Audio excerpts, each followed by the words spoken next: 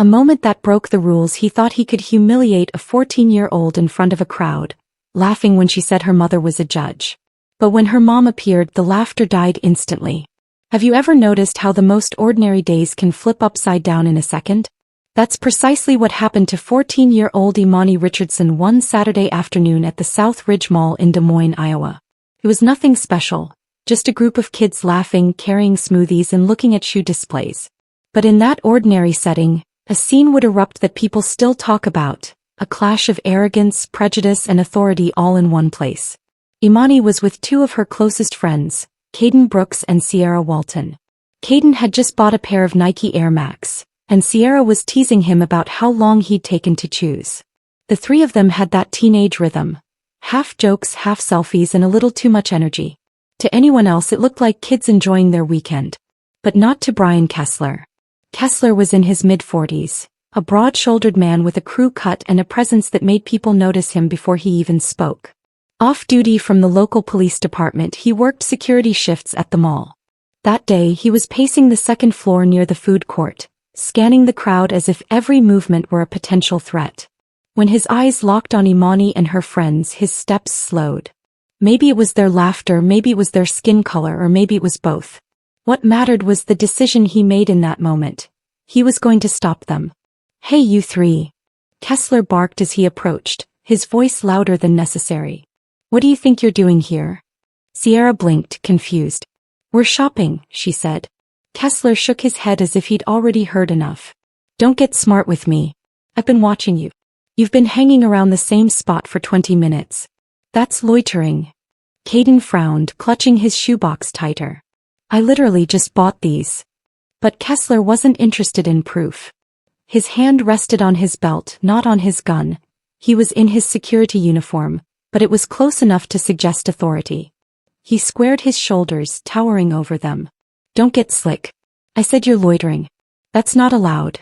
Do I need to escort you out?" Imani felt her chest tighten, but she forced her voice to remain steady. "Sir, we're not doing anything wrong.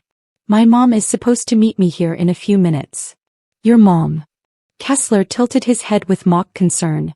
"And who is mommy? Maybe she can teach you how to follow the rules."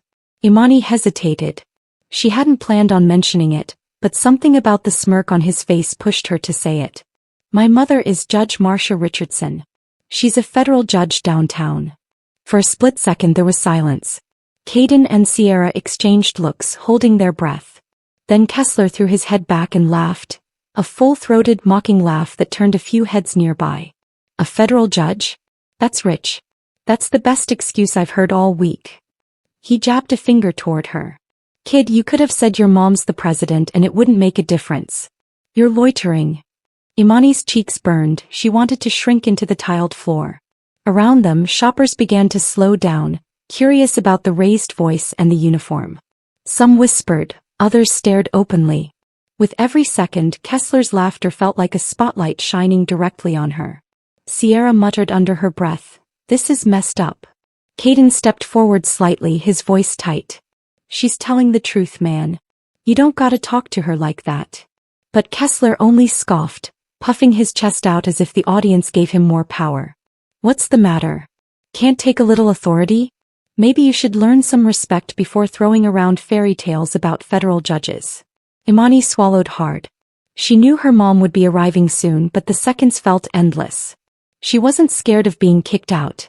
She was scared of being humiliated in front of strangers, of being seen as just another kid who couldn't possibly come from a family with influence.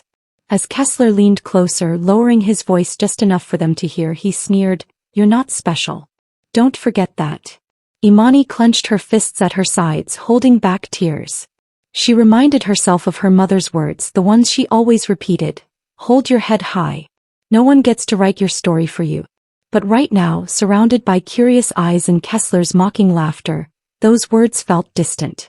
What she didn't know, what Kessler didn't know, was that Judge Marsha Richardson was already making her way through the parking lot toward the entrance.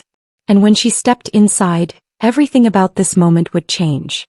But before we get there, the scene inside the mall is about to get even more tense. The seconds dragged on. Imani stood with her back straight, trying to look calm even though inside she was boiling. Her friends shifted uncomfortably. The crowd had grown, 10 maybe 15 people, lingering just far enough to pretend they were shopping but close enough to witness what was happening. And Brian Kessler loved it. He crossed his arms, scanning the teenagers as if they were criminals caught red-handed. His voice carried like he wanted the entire second floor to hear him. You three think you're clever, don't you? Hanging around, blocking the walkway, causing trouble. Imani felt a knot form in her stomach. We're not causing trouble. We were just waiting for my mom. She told me to meet her by the shoe store. Oh, that's funny, Kessler raised a brow. I didn't see her. What I saw was 3 kids laughing, making noise, getting in the way. That's enough to get you escorted out. Caden lifted his receipt, his hands trembling slightly. Man, I just spent money here. You can ask the cashier. Kessler cut him off with a dismissive wave. Doesn't matter. Loitering is loitering. Don't think buying one thing gives you a free pass to hang around all day. The way he said it stung. It wasn't just the words, it was the smirk underneath them, as if he'd already decided who they were before the conversation even started. Imani could feel it. Sierra whispered, he's treating us like criminals. That was when Kessler stepped closer, narrowing the gap. Look, I'll make this simple. Either you leave the premises or I call for backup, and trust me, you don't want that kind of attention. Imani blinked. Backup for what? We didn't do anything wrong. Kessler's lips curled into a grin. That's what they all say. The crowd murmured. A middle-aged woman in a denim jacket whispered to her husband, they're just kids. Another man shook his head, muttering about respecting authority. Opinions were splitting, and that only fueled Kessler further. Imani's hands shook, but she forced her words out carefully. My mother is coming. She's a federal judge. You're going to regret talking to us this way. Once again Kessler burst into laughter. His voice boomed so loudly that even people down by the food court turned to look. A federal judge? That's your story. Let me guess, next you're going to tell me the president's your uncle? He slapped his knee dramatically, feeding on the stares of passers-by. Caden muttered, man, he's not even listening. Imani's cheeks burned hot. She felt a tear threaten to rise but blinked it back furiously. If there was one thing her mother had drilled into her, it was never to let someone like this see her cry. I'm not lying, she said firmly, her voice louder this time. Kessler leaned down close enough for only them to hear, his tone cruel and sharp.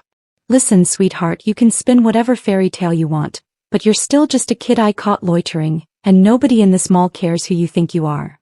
The words pierced her. For a moment she felt small, invisible. But Sierra spoke up, her voice shaking with anger. You can't talk to her like that. She's not lying. Kessler snapped his head toward Sierra, eyes narrowing. Watch your mouth, young lady. You want to spend the rest of your afternoon in the security office? I can make that happen. Sierra froze, her bravado shrinking under his glare. The crowd thickened. Some people pulled out phones, raising them discreetly to record. Others simply stared. A little boy tugged on his mother's sleeve and asked, why is he yelling at them? She hushed him quickly, guiding him away. Mani's heart hammered. Her mother had to be close. She could almost feel it, the way she always sensed when her mom walked into a room. But right now, Kessler was still towering over them, and every word he spoke was like fuel on a fire. You kids don't understand how the world works, he said, shaking his head in mock disappointment. You think rules don't apply to you? You think you can just talk back to authority and get away with it? Not today. Imani's hands tightened around her phone. Part of her wanted to call her mom right then, but she also knew her mother hated distractions while driving. She prayed silently, please hurry, Mom. Please get here now. Caden tried again, his voice steady this time. We're not lying. Her mom really is Judge Richardson. Everyone in this city knows her. Kessler chuckled, shaking his head. Kid, I've been in this city longer than you've been alive. If there was a federal judge strolling into this mall, I'd know. Don't waste my time. The arrogance in his tone was suffocating. But just as he finished, a sound echoed from the mall entrance. The distinct click of heels on polished tile. It was sharp, deliberate, and growing louder with every step. Some in the crowd turned first, then whispered. Heads began to shift toward the escalators, and there she was. Judge Marcia Richardson, tall, poised, still in her black blazer from court. Her eyes scanned the scene in seconds. She didn't raise her voice, she didn't have to. The air seemed to bend around her presence. Kessler hadn't noticed yet. He was still busy lecturing teenagers. But Imani's heart leapt as she saw her mother's familiar silhouette moving closer, her pace quickening. Relief mixed with adrenaline because now the story was about to change. But the moment Marcia opened her mouth, the entire balance of power in that shopping center shifted. The footsteps grew louder, but Kessler remained fixated on the kids, as if the crowd didn't matter, as if his word was the only one that counted. He crossed his arms, leaning down toward Imani with a smug grin. You know what the problem is with kids like you? You think if you throw out some big title, some fancy story, people will just back off. But that's not how it works in the real world. Imani clenched her jaw. I'm not making it up. Kessler chuckled again, loud and theatrical, drawing more eyes. A federal judge, huh? That's your mom? That's hilarious. Do you all hear this? He turned slightly to the onlookers, gesturing toward Imani like she was the punchline of a comedy routine. This girl says her mom is a federal judge. Can you believe that?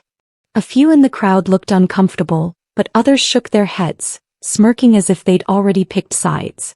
The sting wasn't just in Kessler's words. It was in the laughter he was fishing for, the way he wanted to humiliate her publicly. Sierra stepped closer to Imani, her voice sharp. Why is that so hard to believe? She's telling you the truth. Kessler raised an eyebrow, his voice dripping with sarcasm. Oh, of course, because it's so common, right? Every other kid in this mall has a parent on the federal bench. He rolled his eyes dramatically. Next you'll be telling me her dad's the attorney general. Imani's cheeks burned as the laughter spread among a few bystanders. She wanted to scream, to shout at all of them that this wasn't a joke, but instead she stood straighter, forcing strength into her trembling voice. I don't need to prove anything to you. She's coming, and when she does, you'll see. That confidence only made Kessler grin wider. Oh, I can't wait. I'd love to meet this so-called judge mom of yours. Maybe she can teach you how to respect authority instead of making up fairy tales. Caden stepped in again, his hands shaking but his voice steady. You keep laughing now, but you're gonna look real stupid in about 5 minutes. Kessler turned on him, his smirk vanishing into a cold glare. Watch your tone, kid. You don't want to test me. The tension was thick. People in the crowd were openly recording now, their phones raised. One young woman whispered to her friend, "He's going too far." Another muttered, "He's enjoying this." Imani's heart raced. Every word Kessler spoke made her angrier but also more determined not to crack. She could hear her mother's voice in her head again. The higher they laugh at you, the harder they fall when truth walks in. She swallowed back the lump in her throat. You think it's funny now, but you'll see. Kessler leaned in so close she could smell the sharp tang of his cologne. His voice dropped into a whisper. Let me give you some advice, sweetheart. People like me, we don't care about your stories.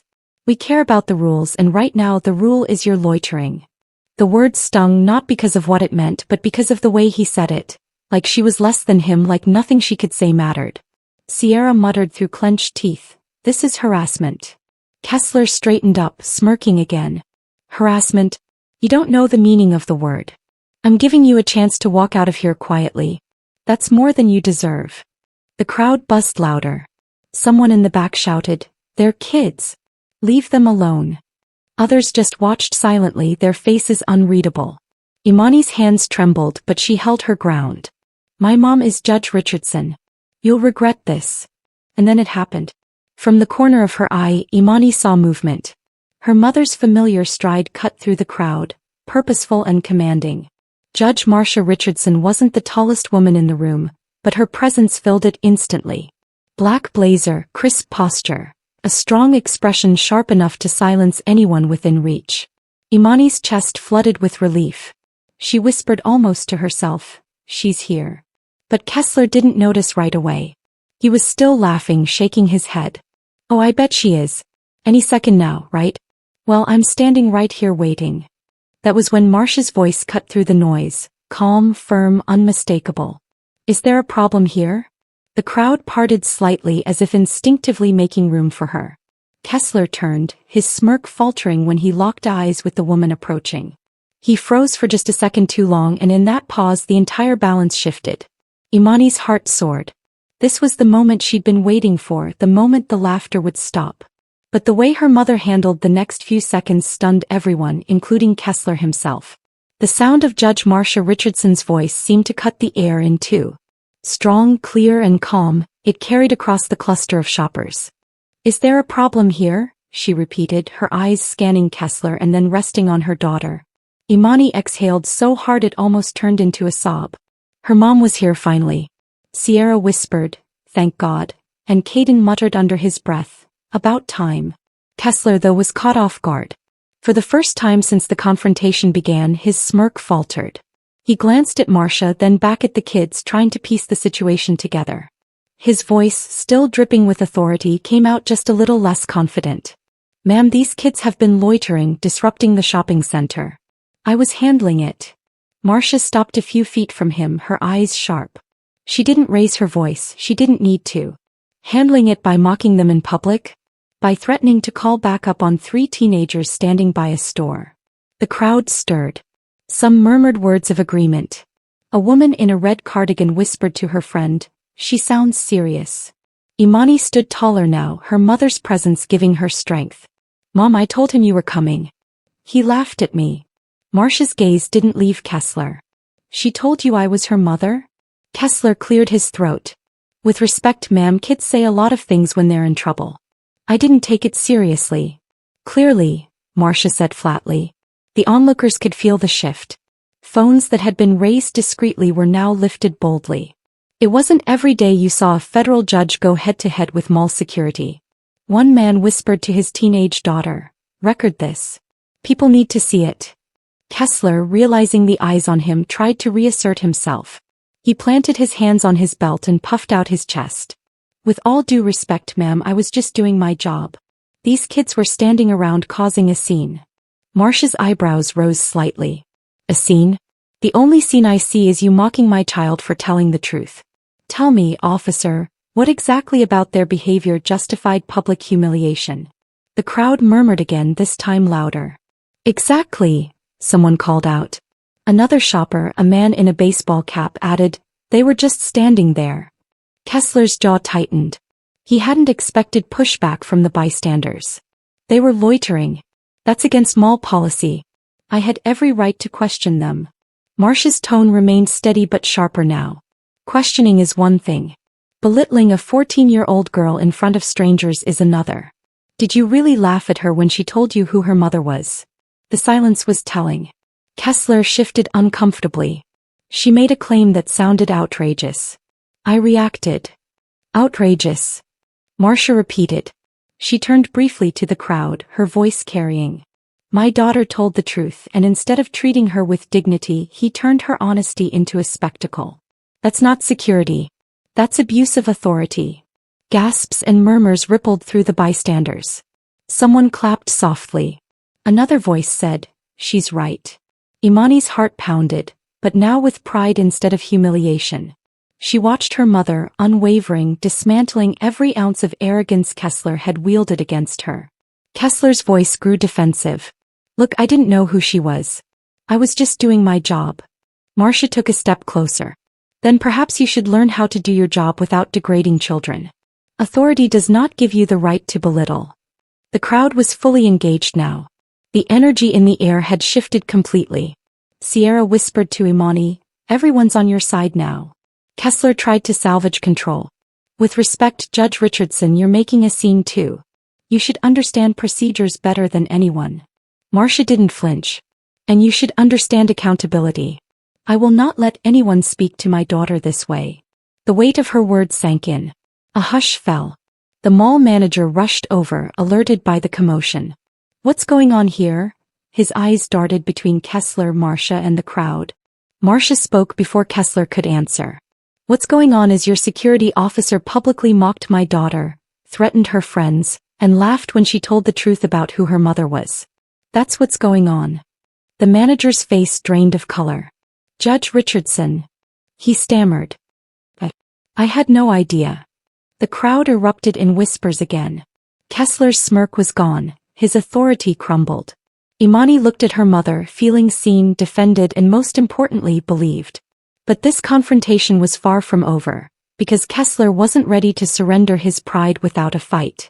Judge Marcia Richardson didn't move quickly, but every step she took carried weight. She didn't need to raise her voice or wave her arms. Her presence alone demanded attention. The crowd shifted further back, instinctively clearing a path. Imani felt a rush of relief, like air finally filling her lungs after being held underwater. Marcia's eyes locked on Brian Kessler, and in that moment the power imbalance flipped. "Officer Kessler, is it?" she asked, her tone steady. Yes ma'am, that's right. "You've been harassing my daughter and her friends," Marcia said, her words precise.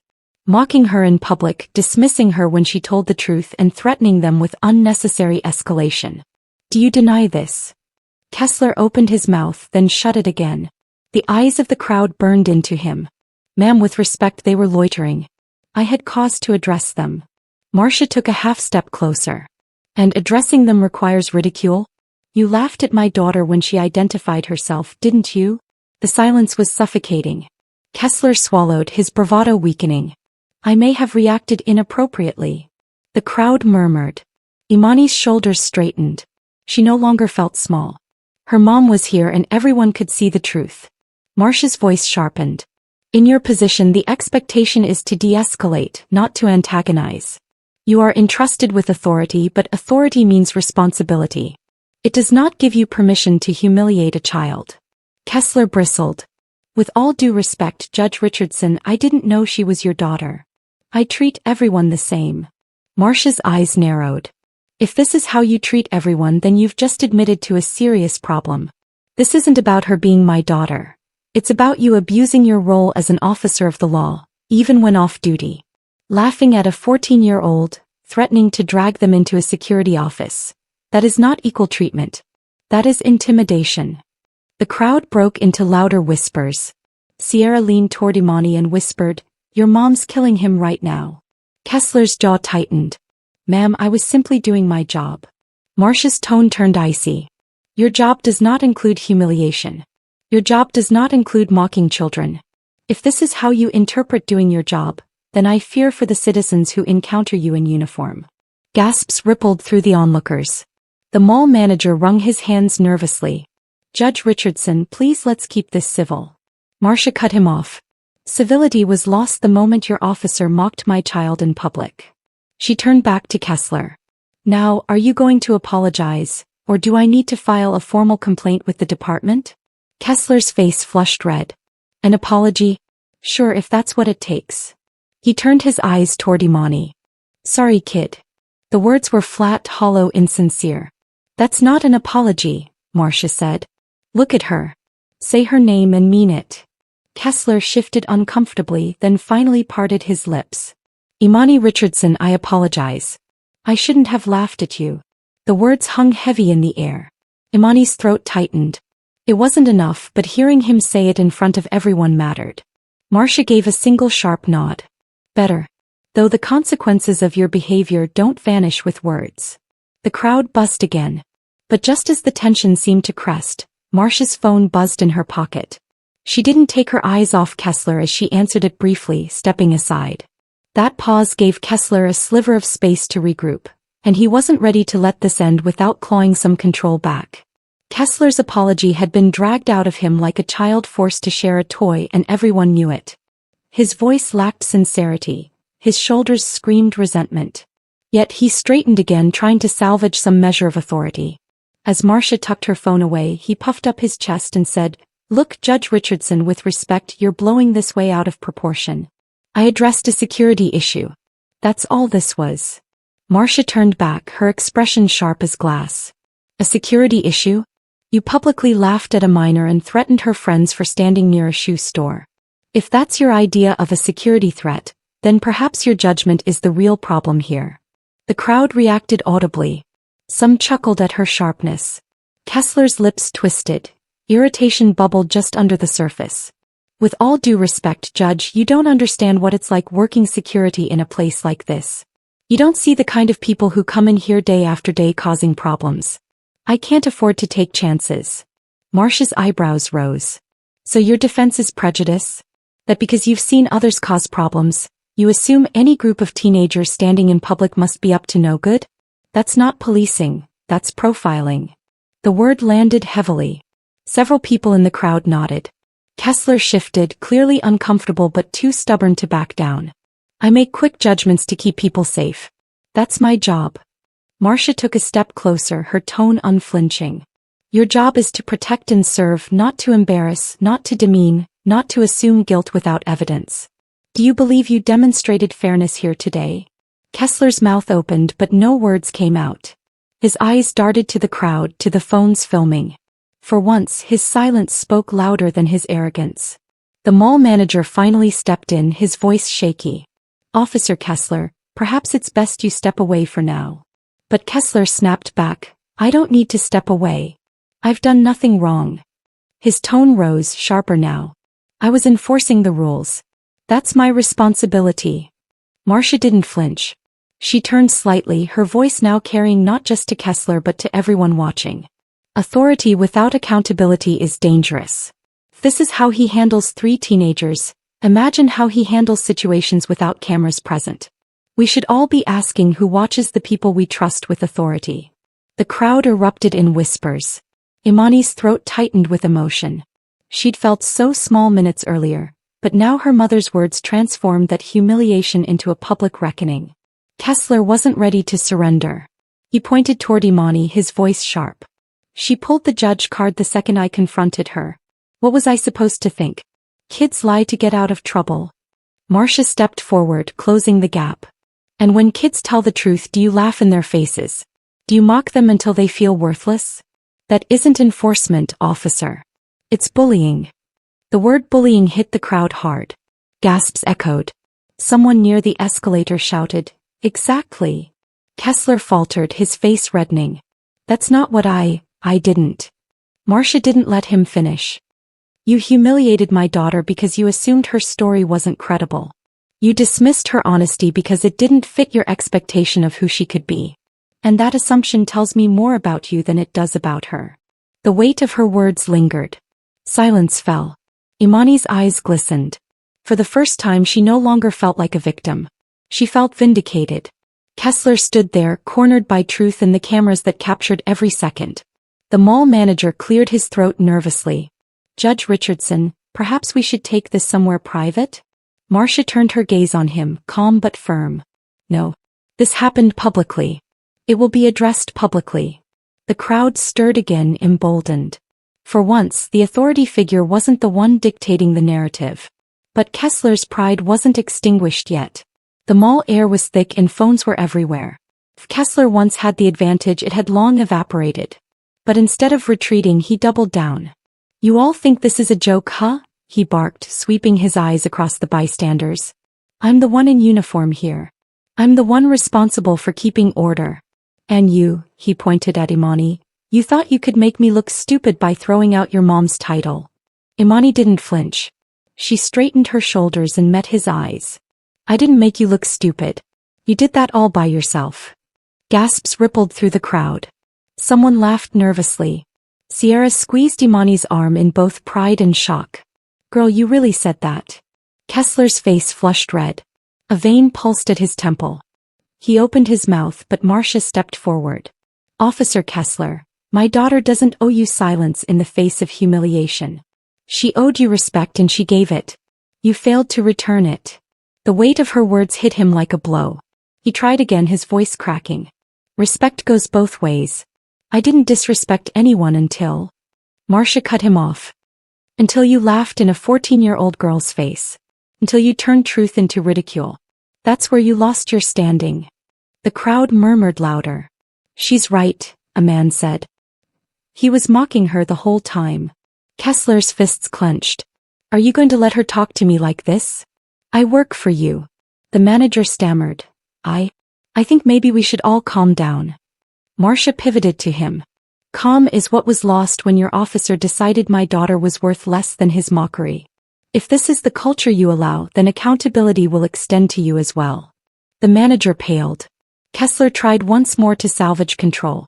Judge Richardson, you may hold power in a courtroom, but here in this mall I have authority. And I won't let a teenager or even you strip me of it. The crowd erupted in whispers. Marcia didn't raise her voice, but the intensity in her tone silenced everyone. Authority is not armor. It is not a shield to wield against those weaker than you. Authority exists to serve, and right now every eye on you sees how poorly you have used it.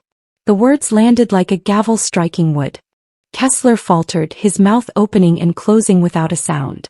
The crowd recorded every second, capturing not just his words but his silence. Imani felt her chest swell with a strength she hadn't expected. She wasn't just surviving the humiliation anymore. She was standing in the middle of its undoing. Sierra whispered, "He can't come back from this." Caden nodded. "He's finished." Finally, Kessler muttered, his voice almost breaking, "I was just trying to do my job." Marcia shook her head slowly. "No.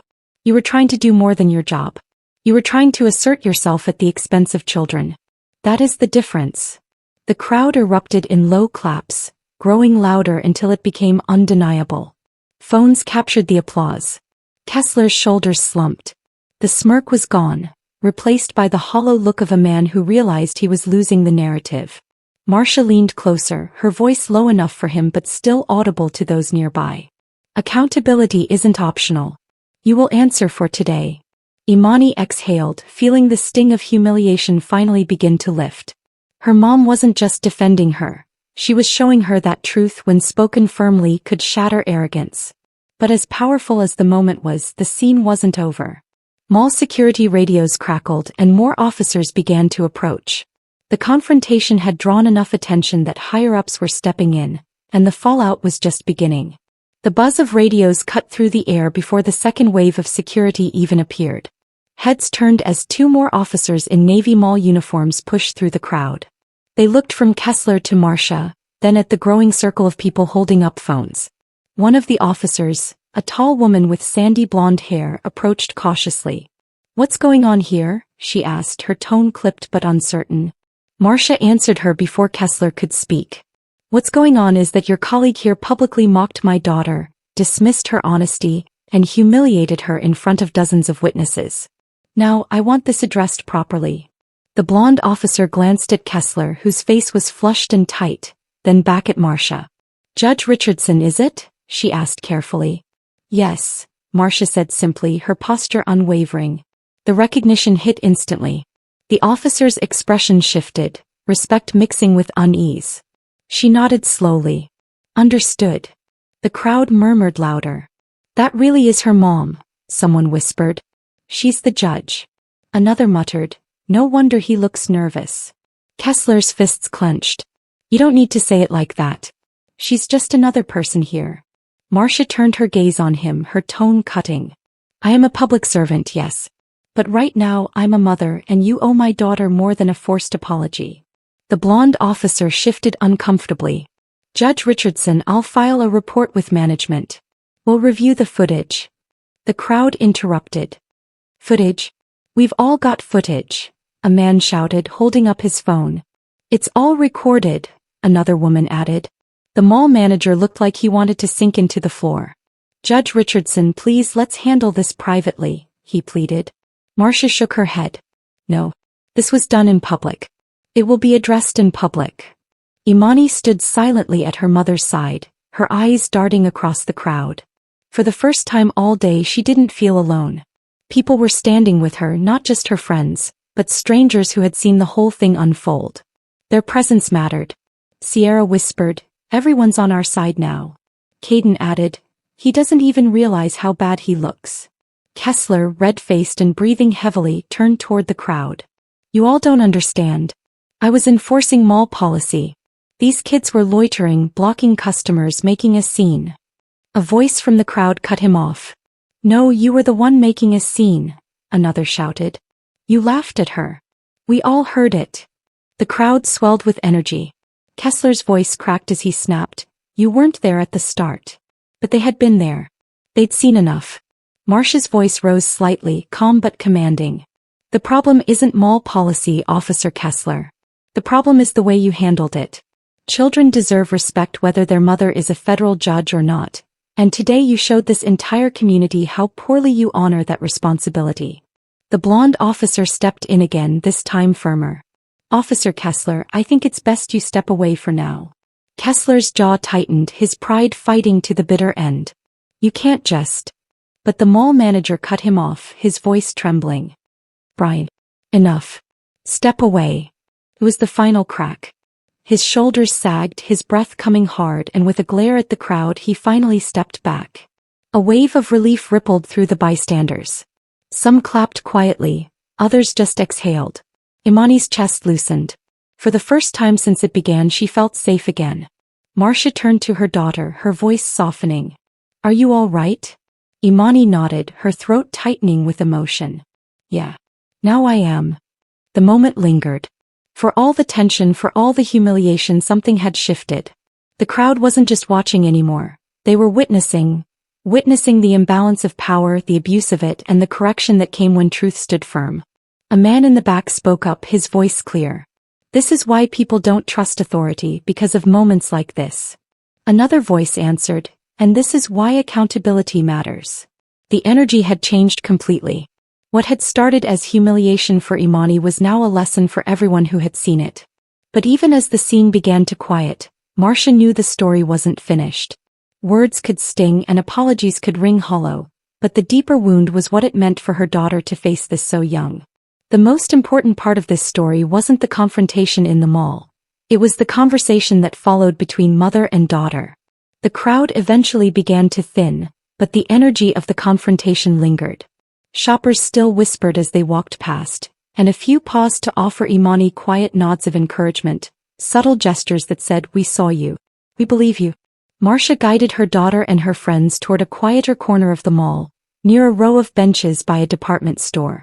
The cameras had stopped rolling, but the weight of what had happened was far from gone. Imani dropped onto the bench, her body finally letting out all the tension it had been holding. Her hands shook slightly. Sierra and Caden hovered beside her, unsure if they should leave or stay. Marcia sat down beside her, placing a steady hand over hers. Her voice softened, carrying none of the sharp edge she'd used against Kessler. "Imani, talk to me. How are you feeling?" Imani hesitated, the words tangled in her chest. I felt so small, Mom. Like I wasn't even a person. He laughed at me like I was a joke and everyone saw. Her voice cracked, tears threatening. Marcia squeezed her hand. "You weren't a joke. You were brave. You stood your ground when someone tried to diminish you. That strength matters." Imani shook her head, a tear slipping down her cheek. "But it felt like nothing I said mattered until you showed up, like I couldn't make him believe me." Marcia turned slightly, her eyes serious. "That wasn't about you. That was about him. People like Kessler live on assumptions. They decide who you are before you even open your mouth. That's not your failure. That's his." Sierra spoke up softly, her voice trembling with anger. "He treated us like criminals, like we didn't belong there. If your mom hadn't come..." Her words trailed off. Caden finished for her, his jaw tight. "He would have dragged us out, no question. And then everyone would have just assumed he was right." Marcia nodded slowly. "That's why what happened today matters. Not because of his arrogance, but because of the lesson it leaves behind. You cannot control the bias of others, but you can control how you respond. And you, all of you, responded with honesty." Imani wiped her eyes. "But it hurt so much. I kept thinking, what if you weren't here? What if no one believed me?" Marcia's tone softened further. "Then you would have still had the truth. And sometimes the truth feels like the loneliest thing in the world, but it's still yours and it always comes back stronger." The three teens sat quietly, her words sinking in. Sierra leaned her head against Imani's shoulder. Caden stared down at his shoes. "I don't get how people like him get to wear a badge." Marcia exhaled slowly. "Because systems aren't perfect. They're built by people and people carry their flaws with them. Some use authority to serve. Others use it to control. The challenge is learning the difference and never letting people like that define your worth." Imani looked at her mother, her voice barely above a whisper. "I tried to remember what you always say about holding my head high, but when he laughed, it felt like the floor dropped out under me." Marcia tilted her daughter's chin gently, meeting her eyes. "And yet you're still standing. That's the part you must never forget. He wanted you to feel small. Instead you showed everyone watching what dignity looks like under pressure. You taught him and everyone else a lesson he won't forget." For a moment, silence held them. Sierra broke the silence with a shaky laugh. "I can't believe you told him off like that, Imani. You said he made himself look stupid. That was, wow." Imani smiled faintly. I didn't even plan it. It just came out. Caden smirked. Well, it landed hard. Marcia allowed herself the faintest smile too. That's because it was the truth. Truth doesn't need rehearsing, it stands on its own. Imani leaned against her mother, letting herself cry, not from humiliation this time, but from relief and gratitude. Marcia held her close, whispering, "You'll face people like him again. Maybe not in a mall, maybe not in a uniform, but in life. And when you do, remember today. Remember that their laughter doesn't diminish you. It exposes them." The lesson lingered. The confrontation had left scars, but it had also left resilience, sharpened and strengthened in the fire of humiliation. What happened at South Ridge Mall was bigger than a mother defending her daughter. It was a mirror of the broader struggles so many face every day. And that larger picture is where this story truly finds its weight. The shopping center eventually went back to its ordinary rhythm, but for Imani, her friends, and everyone who stood there watching, the day was anything but ordinary. It had left a mark that reached far beyond a single confrontation. In the car ride home, the air was heavy but calm. Imani leaned against the window, replaying every second in her mind. Sierra and Caden sat quietly in the back, exhausted. Marcia drove steadily, her eyes on the road. Finally, Imani spoke. "Mom, do things like this ever stop? People just assuming the worst." Marcia paused before answering. "They don't stop on their own. Change comes when people hold others accountable. What happened today is just one example of something bigger. A pattern people live through every day. The fight is in how you respond, how you demand respect without losing yourself in the process." Sierra leaned forward. "It's scary though. He really thought he could just laugh at us like that." Marcia nodded. "That's because he underestimated you. People who thrive on control want you to believe you're powerless. But when you stand tall, even in fear, you remind them you are not invisible." Caden finally spoke, his voice low but steady. "He looked so small when you called him out, like he couldn't hide anymore." Marcia glanced at him through the rearview mirror. "That's the power of truth. It doesn't need volume. It doesn't need force. It only needs clarity. And once it's spoken, it cannot be silenced." Imani turned toward her mother, her voice softer now. "I thought I was alone when he laughed at me like nobody would ever believe me. But when you showed up..." She trailed off, her throat tightening. "I felt like I mattered again." Marcia reached across the console, squeezing her daughter's hand. "You mattered the whole time." His laughter didn't change that. "Remember, Imani, the way someone treats you is a reflection of them, not you. You are more than anyone's assumptions." Silence followed, but it wasn't heavy anymore. It was reflective, thoughtful. By the time they pulled into their driveway, the sun was dipping low. Imani stepped out of the car, feeling taller than she had hours ago. The humiliation hadn't vanished, but it had been reshaped, no longer just a scar but a lesson she could carry. That night, she lay in bed, replaying her mother's words. "Authority isn't armor, it exists to serve." She thought about how Kessler had mocked her and how quickly his confidence had shattered when confronted with accountability. The memory still hurt, but it also filled her with a sense of power she hadn't felt before. Because the truth was, what happened at South Ridge Mall wasn't unique. Stories like hers happened everywhere, to kids who didn't have a federal judge for a mother. Kids whose voices were silenced, whose truth was laughed at until it broke them. And that was the real weight of the lesson. Authority unchecked can humiliate, but accountability, when demanded, can restore dignity. Imani had lived that truth in front of dozens of strangers who would now carry the memory of what they'd seen. Maybe it would change how they viewed the next confrontation. Maybe it would make them think twice before dismissing a teenager's honesty. The mall incident was one moment in one city on one afternoon, but it revealed a truth that stretched far wider. Respect is not optional. Dignity is not negotiable. And arrogance, when challenged by truth, crumbles every time. Imani fell asleep with that thought. Her story, once a source of shame, had become a reminder that she wasn't powerless. She had a voice, and no laugh, no smirk, no badge could ever erase it. And as her mother had said, truth doesn't need rehearsing. It stands on its own. So if there's one thing to take away from what happened in that shopping center, it's this. Never let someone's assumptions define you. Never let their laughter shrink you. And when arrogance tries to silence you, stand tall, because the truth, your truth, will always outlast their mockery. And if you're listening to this story right now, let it be a reminder in your own life. Stand firm, speak clearly, and know your worth. Because the lessons don't end here.